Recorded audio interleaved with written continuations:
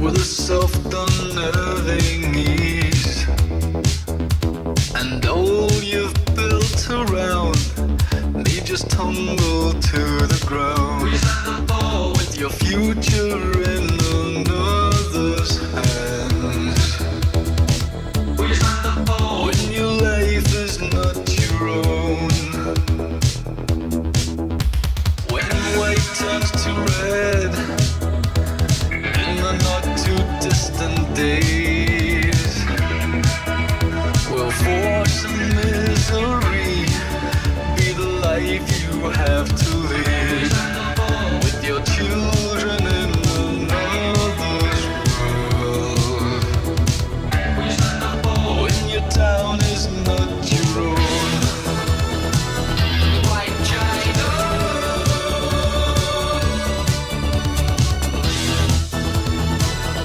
White China.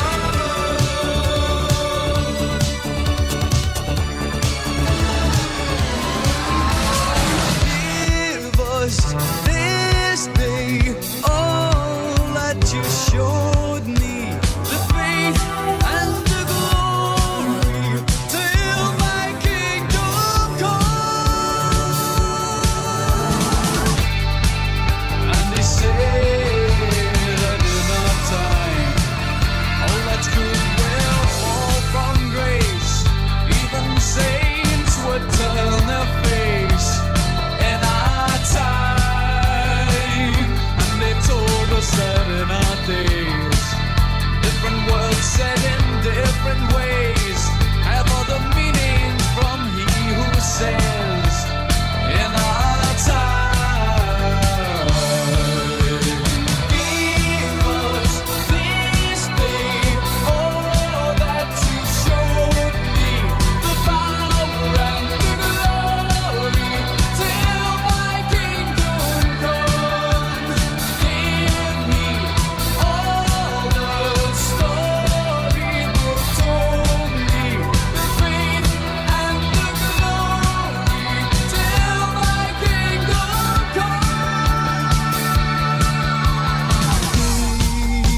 Faithless in faith, we must behold the things we see. A different shadow on the wall, a stranglehold on the surgeon field. Take my hand, give me your friendship. I'll take my time, serve you my slow reply. Give me an inch, I'll make the best of it. Take all you want and leave all the rest to die.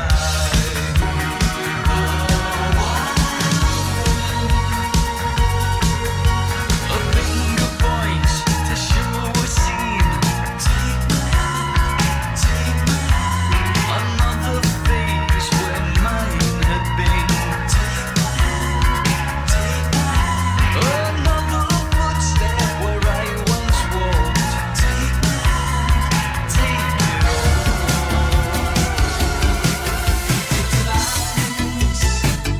Making moves from a passion blade.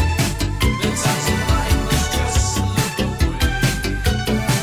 We can dance. The Bible calls out a different rhyme. It cracks a whip and we step in time. We can dance. Making moves from a passion blade. The ties that bind us just slip away. We can dance. The Bible calls out a different rhyme. It cracks a whip and we step in time. We can dance. Making moves from a passion blade. The ties that bind us just slip away.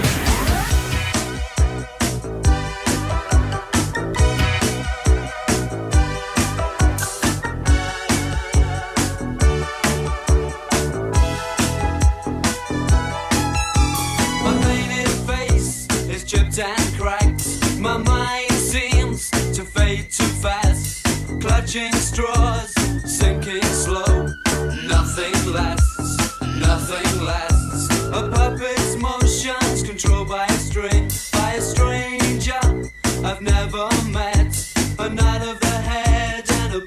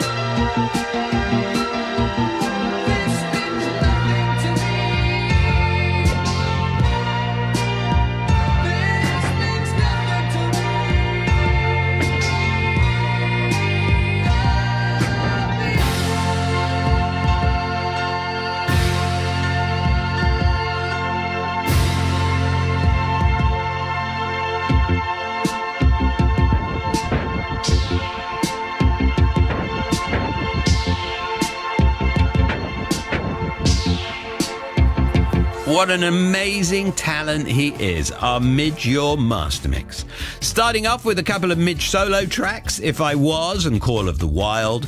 Then we had a few Ultravoxes, White China, Him, Reap the Wild Wind, We Came to Dance, Visage and Mind of a Toy. And then three more Ultravoxes, Dancing with Tears in My Eyes, Love's Great Adventure, and of course, the absolute classic, Vienna. Midge recently wrapped up his Voice and Visions tour, which saw him play to packed venues in the UK, Europe and States.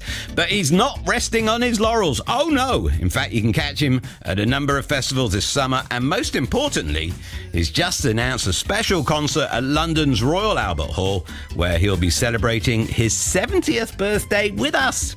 Plus, Ultravox's iconic 1982 album Quartet is getting the deluxe reissue treatment in a variety of formats, and it's out next Friday. The album includes the classic hits Reap the Wild Wind, Visions in Blue, Him, and We Came to Dance. And Midge Ure is with us on the show right now. Hello, Midge. Hey, how you doing? I'm okay. Welcome to the programme. I've got to ask you, what are your memories of making Quartet? Oh, Quartet, George Martin, that's it. I mean, there is nothing else to say. You're working with Sir George Martin was just exceptional. It's every musician's dream to have done something like that. After working with Ultravox, worked with Connie Plank, the very famous German electronic producer, for a couple of albums, we decided to kind of shake things up a bit. And who else would we listen to? I mean, we were such morons at times. We wouldn't listen to anyone. And of course, when George Martin says something to you, you listen, you know. And it was a massively successful record. It was, and it was funny because it was, again, a bit of an experimental record. It felt different doing it, probably because of how we did it and where we did it and who we did it with. But it was just, sometimes when you're riding on the crest of a wave, things just naturally happen for you. We didn't work too hard at trying to make them hit records. We just tried to write some interesting pieces of music. And the band was incredibly successful. I mean, 16 top 40 hits. Yeah, I know. I've never counted. I'll do it for you. Thank you. It was very successful. I mean, it was a great period, that whole early 80s, early to mid 80s that we were working. We were touring all around the world and just having success after success and just doing everything that a musician would want to do, you know, being given enough rope to see where that would take you, you know, to experiment with music and not have to sit down and think, well, it's got to be 3 minutes long, you know, to get it on the radio. You just thought, let's make this interesting. And you personally, I mean, you were everywhere in the 80s, weren't you? I cloned myself, Gary. What can I say? When someone gives you the keys to the toy box, which is what I've got the late 70s, early 80s, I was just off and running. I was producing other artists. I was, doing Visage. I was directing videos for people. I just loved the entire process. If you've got creative juices and you had no other commitments, which I didn't really at the time, you just immerse yourself in the joy of being able to make things. Tell us about the now legendary Top of the Pops theme tune, Yellow Pearl. How did that come about? I was a hired gun for Thin Lizzy for a while. I was putting the finishing touches to the first Visage album, and I just joined Ultravox when I was in the studio for the last day, and I got a telephone call saying, Phil Lynott's going to give you a call in a minute. He's in Arkansas. And I got the phone call saying, can you come out to finish this tour? We're touring, we're opening up for Journey in America. Gary Moore's not in the band anymore. We've got 3 more weeks to do. And why he called me, I will never know. And I found myself on Concorde the next day, flying out to America for the first time ever. So I thought that was it. I thought I'd do my 3 weeks there, get back to Ultravox and get on with stuff. But no, Lizzy had other ideas. I ended up doing a tour in Japan with them. Philip wanted to introduce some keyboards to Thin Lizzy, which is a mad idea, while they tried out for a proper, replacement guitarist. And during sound checks, we used to jam this little this little thing. Yeah. And Philip called me up about a year later and said, that thing we used to do, can we just try it in the studio? Which we did. And I brought down Billy Curry from Ultravox, and I brought in Rusty Egan from the Rich Kids and Visage, and we created Yellow Pearl.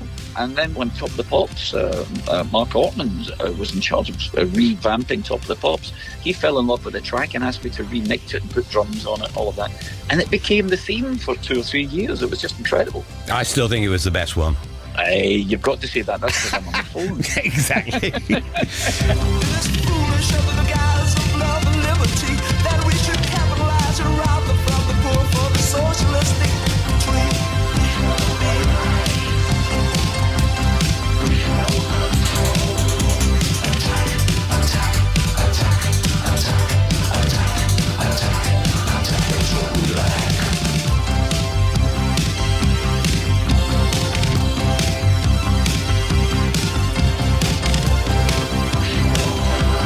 They will rise. They will control. They will command. They will patrol.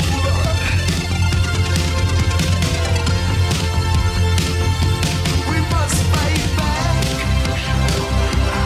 They will rise. We are now living in a situation where that self-same situation depends on the hour. They will rise.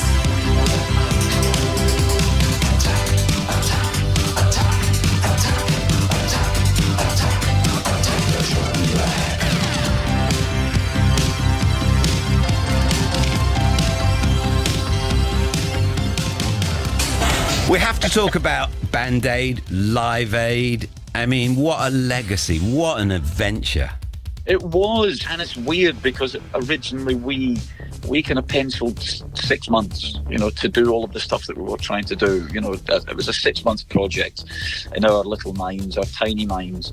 And of course, here we are coming up for, nearly 40 years later. It was like being in the vortex of a whirlwind. You were just sucked into this thing. And at times you couldn't actually see what the outside world was seeing because you were so embroiled in the entire thing. So it wasn't until a few years later that little girl next door came in and she was playing with the dog and stuff like that. And she said, "Oh, we read about you in history today." Excuse me, what was that?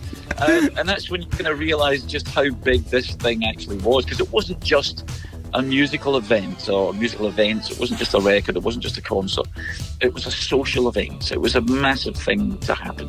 It feels like everybody was there. Was there anyone on your wish list that actually couldn't make it, or you wish you'd invited in hindsight?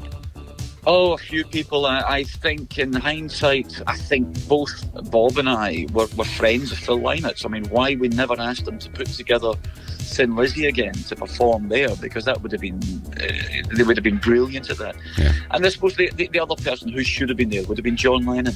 John Lennon hit all this stuff off a long time ago, and he was the one who should have been standing on that stage seeing the fruits of his labour. Yeah, absolutely. But it's too long overdue. For far too long, I've had nothing new to show to you. Goodbye, dry eyes. I've watched your plane fade off west of the moon, and it felt so strange to walk away alone.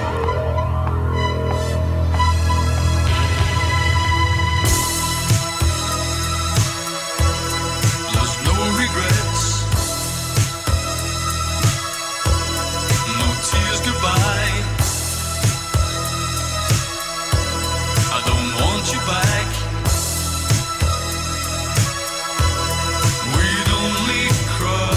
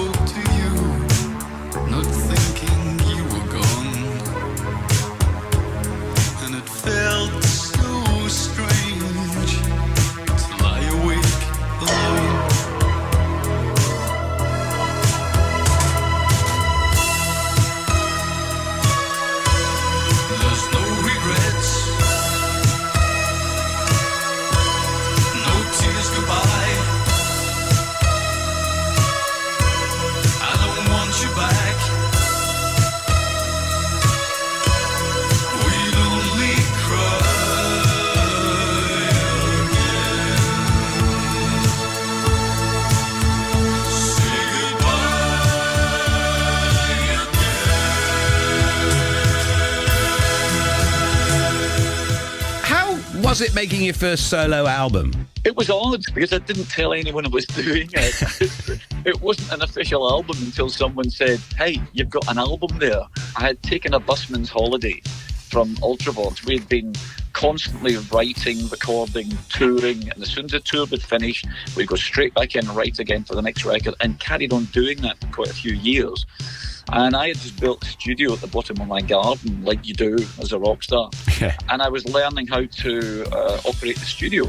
And I just started recording simplistic pop songs and instrumental music, my first loves, and realised that, yes, I've got something that maybe the record company might be interested in hearing. And of course, they snapped it up the moment they heard it. So lo and behold, I found myself with a solo record. So the Royal Albert Hall, I guess you played there many times? I have. I've only done it once under my own steam back in the 90s. And I thought those moments would be, well and truly gone. And when my lovely agent suggested last year that I was coming up for a significant birthday, would I like to do something? I said, well, we either go big or we don't go at all. And of course, because of lockdown, COVID and all of that stuff, and things being rescheduled and tours being postponed, there were no available dates until about a month ago. Yeah. And all of a sudden a date came up a few days before my birthday. And we just thought, let's go for it. What better way for a musician to celebrate a moment like that than being on stage and performing? That's what I do, and it's what I've always done. I can't believe you're going to be 70, Midge. I can't even say it. It will not form. The words will not form in my lips. So I've actually called the thing a celebration of 7 decades. I can see that. So what have you got planned for it? Anything you can tell us about the gig that maybe you haven't revealed to anyone else yet? Yes, nothing yet. That's exactly what I've got planned for it. It's all happened so quickly. Yeah. I'm very wary that what people do when they do a big venue like this is throw the kitchen sink at it. The last time I did it, I had the Chieftains on, I had various musicians coming out, I had a choir, I had a gospel choir, I had all sorts of stuff going on. Yeah. And I'm kind of wary of doing that. So I'm still formulating exactly what it'll consist of. I think as long as I do it well, it doesn't really matter. I'm sure you will. And it's happening on Wednesday, the 4th of October. For sure, it's going to be a super special night. Let's go back to the very beginning. The start of the 80s, I guess it's probably late 70s too. A nightclub and it's people that changed the face of pop forever, the Blitz. Yes, it's funny because the Blitz was just called the Blitz because that was the name of the club. It was a regular kind of soul disco type place, but it was taken over, and if I remember right, a Thursday night by Rusty Egan, my old drummer from the Rich Kids, and his friend Steve Strange. And they just wanted somewhere where all these kids who had been, who had instigated the whole punk new wave movement had moved on because their younger sisters and brothers were starting to like the same bands they liked. And that's the obvious thing is to then do something radically different. They wanted to go to a club where they could hear electronic dance music, this music coming out of Europe mainly, and where they could dress up in their granny's clothes and wear these fantastic zoot suits and look like Hollywood movie stars from the 40s. Yeah. And that's what it became. It just became this very not elite but kind of cool, arty little place. And I think the thing that made it really unique was Steve's door policy. If you turned up at the Blitz not looking really cool, he wouldn't let you in. Yeah. And that went for everyone. I mean, there's a famous story about him turning away Mick Jagger because he was too uncool to come into the Blitz. Whereas David Bowie got in straight away. What do you think it was about the Blitz that earned it such legendary status? I think every genre of music, every time there's a kind of new revolution in music, you think of certain clubs, in the 90s it would be, Manchester and the Hacienda, and the 60s it would be the Cavern in Liverpool, where new music and kids would get together just to hear this music. And of course the clubs associated with it became legendary. And so it was the same in the late 70s, early 80s, that these kids just needed somewhere to go that wasn't high street fashion. It wasn't third generation punk bands, and the Blitz was it. And of course that attracts the artists. So it was lots of art students and fashion designers and you know, photography students, people who were really into graphic and design and whatever, and they all went to the Blitz because they were with like-minded people who were, you know, potential musicians. Any given moment, you could look around the Blitz and not knowing it, you were watching, you know, a future megastar. You were looking at a great new film director or a great fashion designer, because they were all about to happen. But, you know, we weren't aware of that at the time. So we asked you to choose a best of the Blitz My 80s. We're going to hear your first three now, and then I'm going to come back to you, and you can tell me your ultimate Blitz moment. My 80s. Hi, Midge Ure here.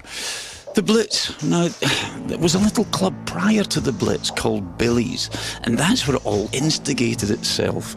All the cool kids would go there, and my old drummer friend Rusty Egan, who was still in the Rich Kids with me at the time, he used to find these amazing pieces of music from Europe, you know, Kraftwerk and La Dusseldorf and Telex.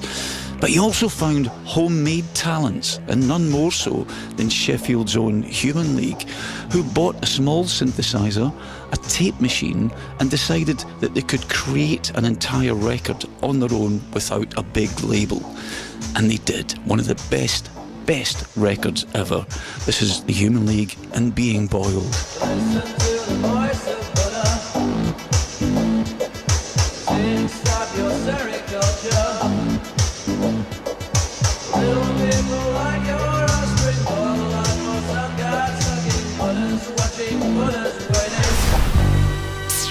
Next up, OMD with the Electricity. See, it wasn't just music from deepest, darkest Europe that was played down at the Blitz, you know, with Noy and Can and all of that stuff. We had homegrown talent with a lot of musicians looking out with this new technology. They were able to sit and record things that they would never have been allowed to record before. These guys did it from Liverpool. OMD, Electricity.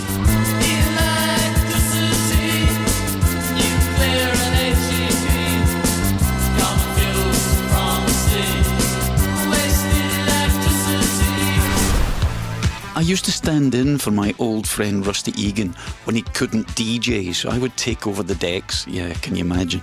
And people used to come up to me with new recordings from UK artists, one of which was Gary Newman. And I remember this was a regular occurrence. New artists were coming up all the time. I remember seeing these guys doing one of the first ever performances in front of a Blitz crowd. And that was Spandau Ballet, who went on to do bigger and better things. This is to cut a long story short.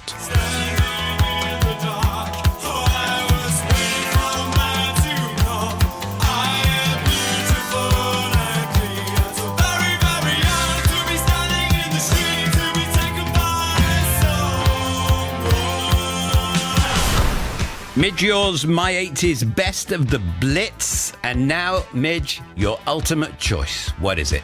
Well, this is me being ridiculously me, selfish. Because I'm going You're allowed to be. You're allowed to be, by the way. I don't want to be, but this actually did make a huge difference. I'm going to choose Visage and Fade to Grey for a few reasons. Visage was put together by Rusty Egan and I with his friend Steve Strange. We wanted to work with a favourite musician, so it was an anti-band. It was like the Gorillaz before Gorillaz. You know, we didn't really exist. We only existed in the studio, and it was simply to make music to play in clubs like the Blitz. So there was no aspirations to be big rock stars, no aspirations for a hit record. And of course, Fade to Grey came out and changed all of that.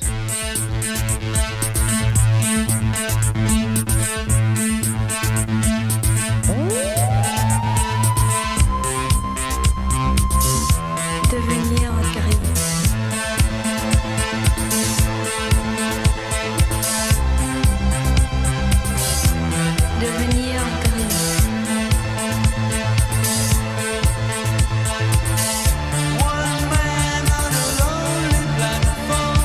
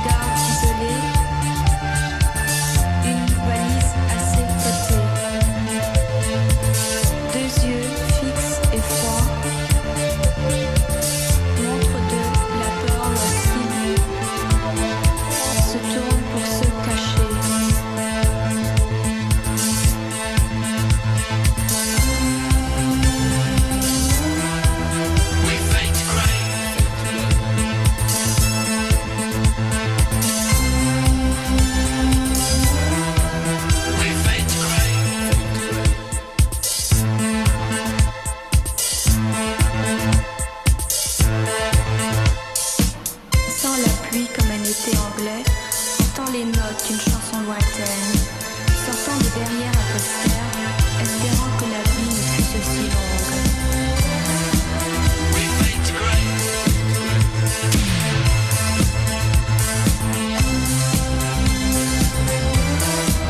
We fade to grey.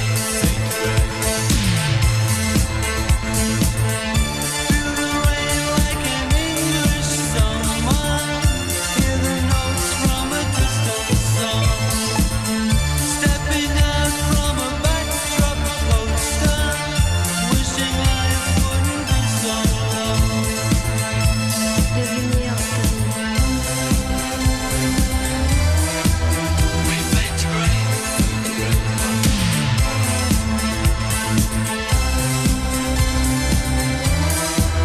We fade to grey. Midge Ure's ultimate best of the Blitz memory, Visage and Fade to Grey. And huge thanks to Midge. What a lovely bloke he is. Tickets for Midge, celebrating 7 decades at the Royal Albert Hall on Wednesday, the 4th of October, are available now. And it is going to be quite the celebration.